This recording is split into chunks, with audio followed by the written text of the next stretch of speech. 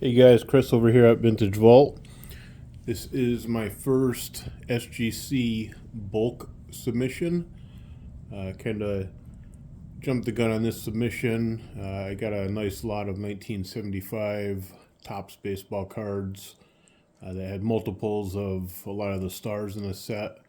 So I just real quickly went through and grabbed some nice looking ones from each of the stars and sent them in to SGC just to see what the grades would be, to see if it's worth grading other ones. Well, basically, I looked at all these and thought they were all worthy of 7s or 8s. And to be honest with you, I did actually check the grades, so this is not really a a blind reveal. This is just a new reveal for you guys watching, but check out the grades and kind of go over what we got.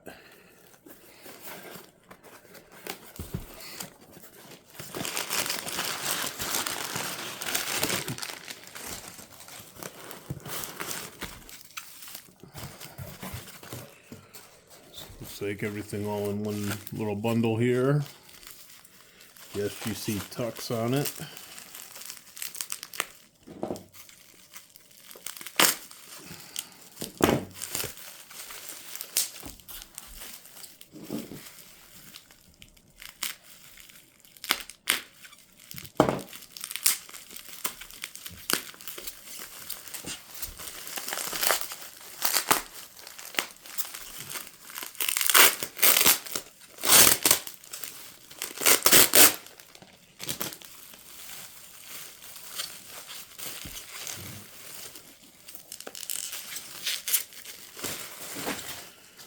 So again, these are all 1975, and I thought all the cards were really crisp, fairly well centered. There's a couple that are not the best centered, but overall, I thought they were really nicely centered. And let's just see what SGC says. So first we got Dave Winfield, which backs off center a little bit,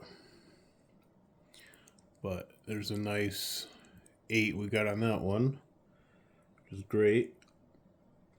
I'm trying to not get you guys so much glare over here.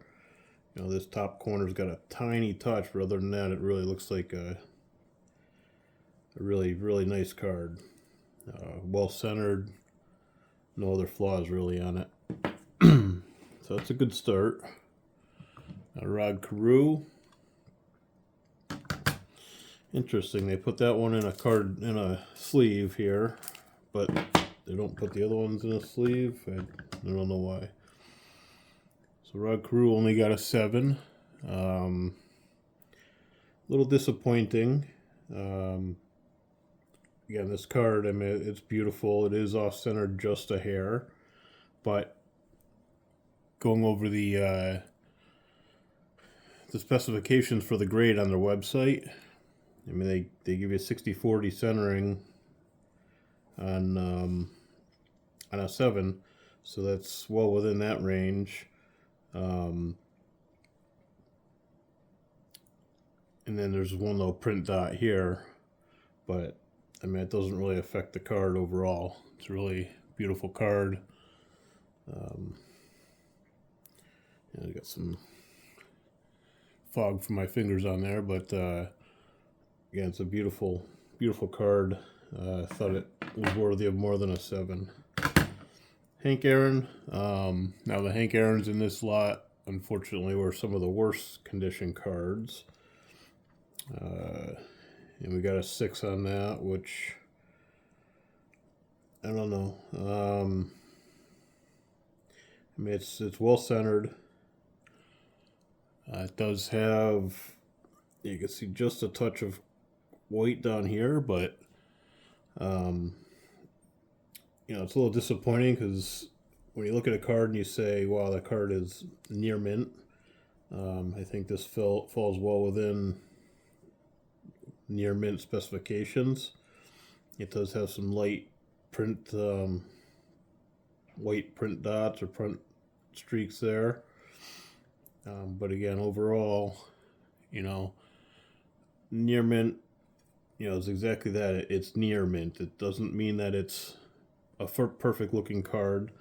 It just means it's a really nice crisp card, which that is. I think, again, that should have fallen within the near mint range.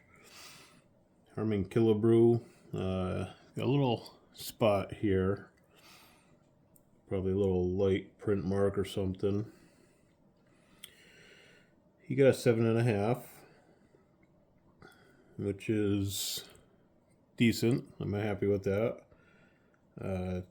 Little tiny white at the corner tip. Couple little fish eyes down here. But overall, you know, really crisp, clean card. And this one's got probably 65-35 centering here. So, you know, pretty well centered, but not perfect. This is Keith Hernandez rookie.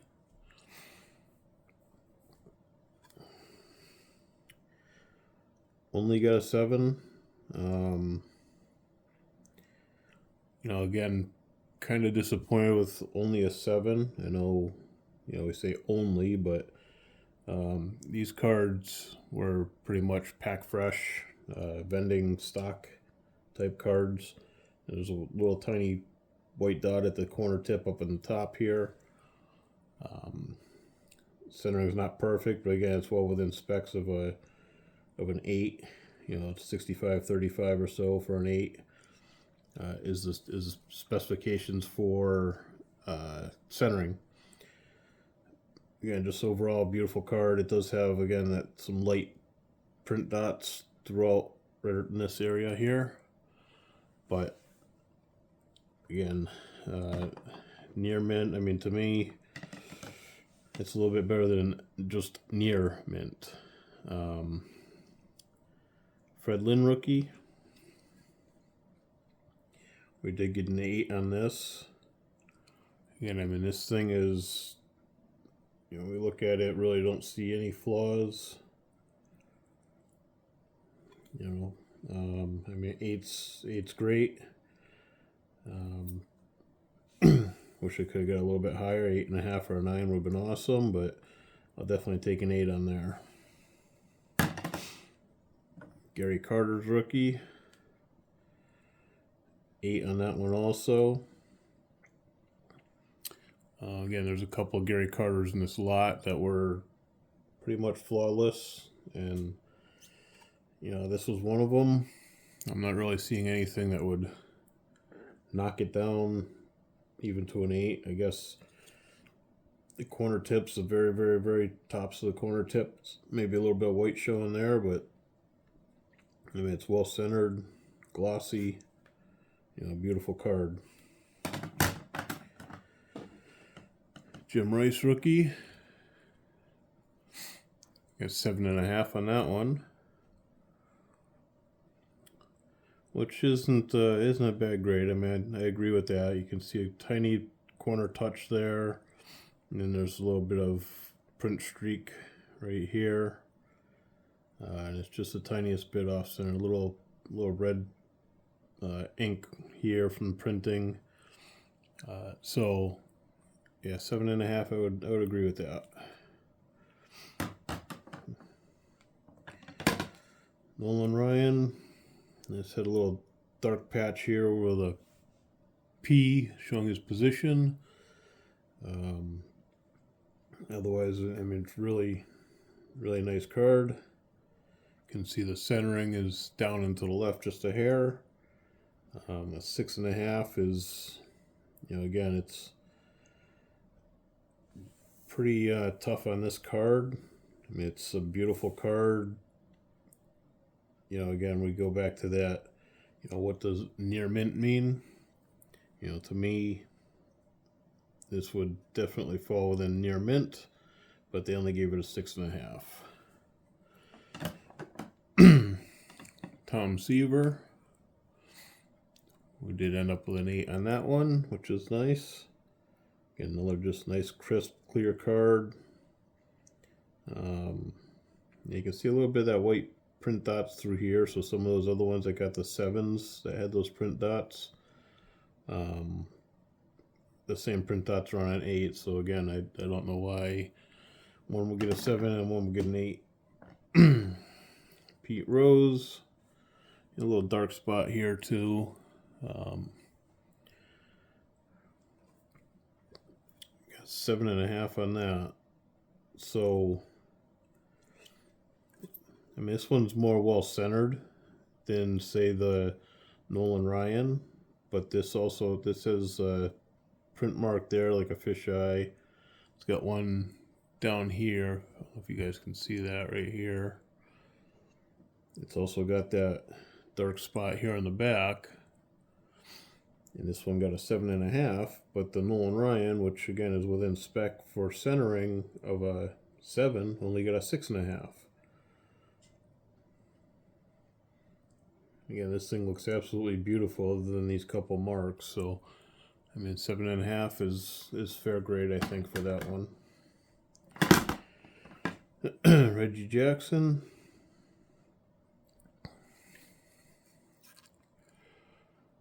Only a 7 on there. I was really expecting an 8. That's really well centered. Crisp colors. Does have a tiny little touch over here on the side. I don't know if you guys can see that there.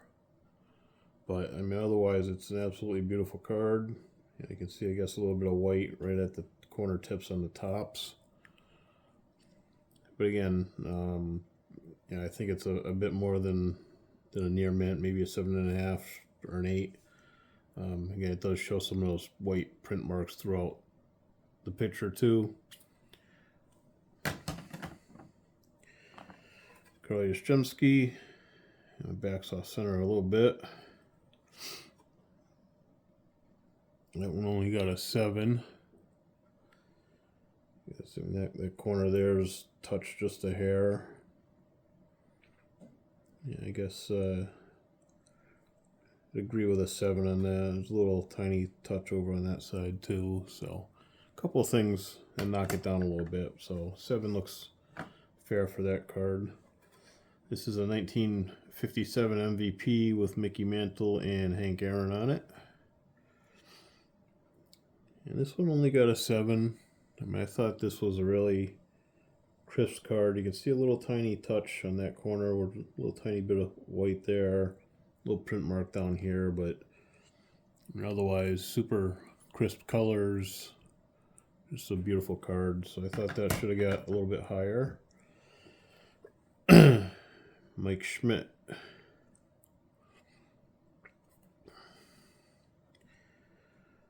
Only 6.5 on Mike. I don't know. I think, it should have been at least a 7. I mean, it's just about dead centered. It does have a couple little print marks here, but if you remember, that 7.5 Pete Rose had similar print marks. I don't really see any other flaws on it. I mean, colors line up nicely. I don't see any of the white print marks throughout the middle of it like some of the other cards had. So I'm just kind of trying to look at different angles to see why they would have knocked it down to a 6.5, but that one's a little disappointing. And then Hank Aaron,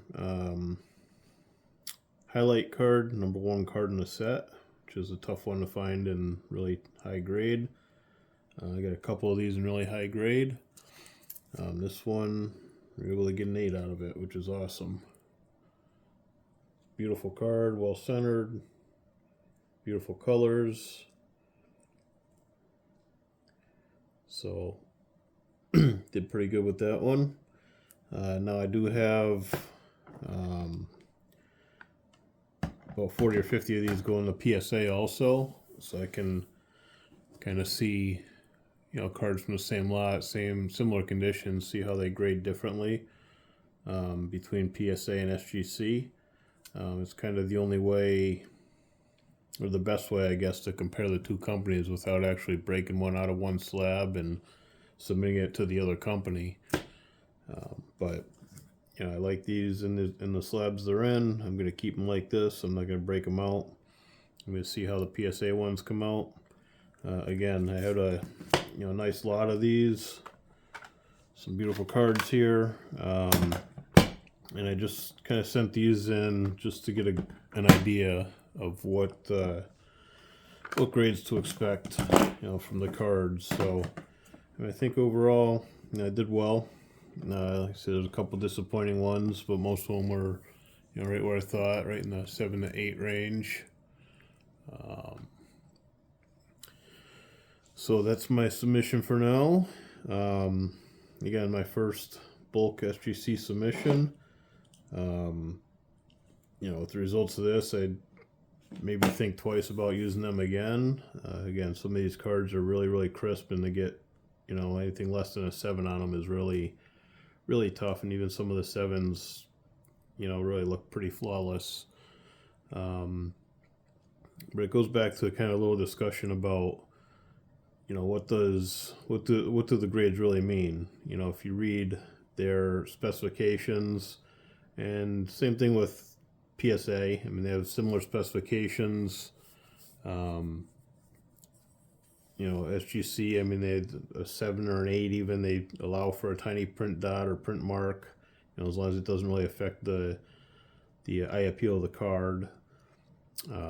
They allow for some off-centering, again, 65-35, I believe, for a PSA, for an SGC 7, and 60-40 for a, or 60-40 for a 7, 65-35 for an 8.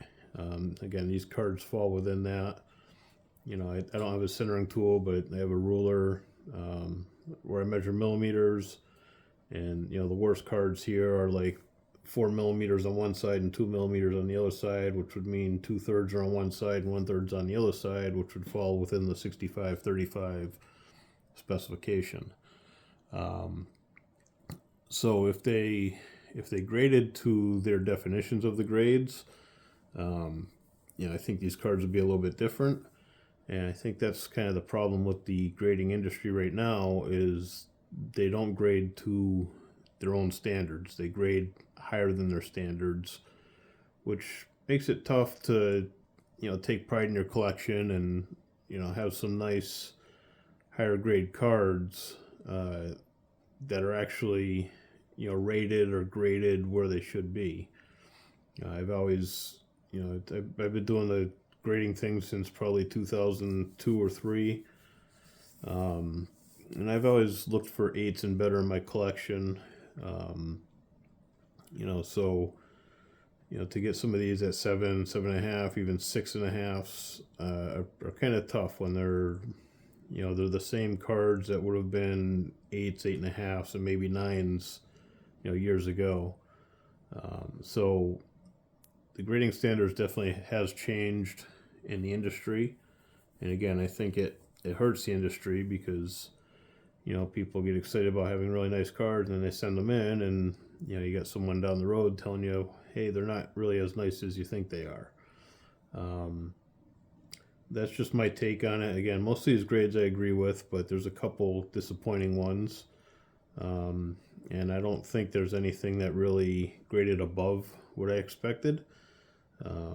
So usually a PSA, I get 1 or 2 that grade above and a couple that grade below, and then most of them are, similar to the grades I thought they'd be. So SGC is a little more disappointed with that. That's why I wanted to kind of share this with you guys. But that's my submission for tonight. I do have another PSA one that should be coming back in a week or 2, so tune in then, and we'll make another video with that submission. Some really nice vintage hockey cards, and we'll go from there. And anytime I get another submission, you guys will be the first to see it. All right, have a good night, guys. Thank you. Bye-bye.